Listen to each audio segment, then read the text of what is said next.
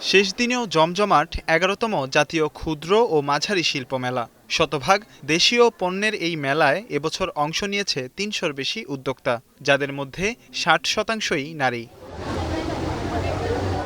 শেষ দিনে মেলার প্রতিটি স্টলেই ছিল বেচাকেনার ব্যস্ততা। শেষ মুহূর্তে দেয়া বিশেষ ছাড়ের সুযোগ নিয়েছেন অনেক ক্রেতা।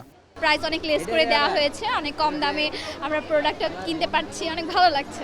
মেলা শেষের দিন উপলক্ষে আমি সবগুলো প্রোডাক্টের ছাড় দিয়েছি। এই যে ৭ দিনে যে আমাদের বেচাকেনা মাশাআল্লাহ ভালোই হয়েছে, বিশেষ করে ছুটির দিনগুলোতে আমাদের প্রচুর বেচাকেনা হয়েছে। সেদিন যদি বেশি থাকতো তাহলে আরও দেখে শুনে ঘুরে আরও বেশ কিছু জিনিস কেনা যেত আর কি। প্রথম দিকে তেমন সাড়া না মিললেও শেষের দিনগুলোতে বাড়ে বিক্রি ও ক্রয়াদেশ। উদ্যোক্তারা মনে করছেন, পণ্য তৈরি ও বিক্রিতে প্রশিক্ষণের পাশাপাশি তদারকি বাড়ালে দিন দিন বাড়বে এসএমই পণ্যের প্রসার।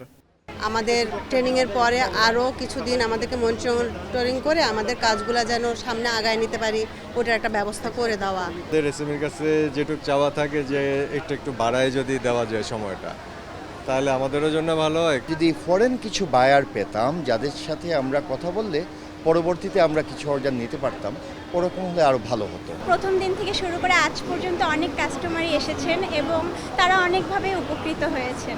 গরম গরম রুটি, সাথে সুজির হালুয়া, দুর্দান্ত জুটি। তবে জুটি জমাতে চাই তীর আটা ময়দার সুজি, কারণ তীর ছাড়া আমার চলেই না। শনিবার বিকেলে ৭ দিনব্যাপী মেলার বিস্তারিত তুলে ধরে এসএমই ফাউন্ডেশন। জানানো হয়, মেলায় ১৩ কোটি টাকার পণ্য বিক্রি ও ২০ কোটি টাকার ক্রয়াদেশ পেয়েছেন উদ্যোক্তারা। ভবিষ্যতে আঞ্চলিক পর্যায়ে এমন মেলা করার আশা তাদের।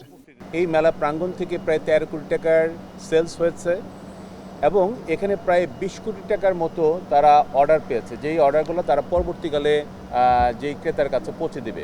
এখানে প্রাপ্ত যে রিকমেন্ডেশনগুলো, এগুলো আমরা সংশ্লিষ্ট সব বিভাগে এবং মন্ত্রণালয়ে পাঠানোর পরবর্তীতে আমরা যে সমস্ত রিকমেন্ডেশনগুলো পেয়েছি সেটা বাস্তবায়নের জন্য আমরা চেষ্টা করব।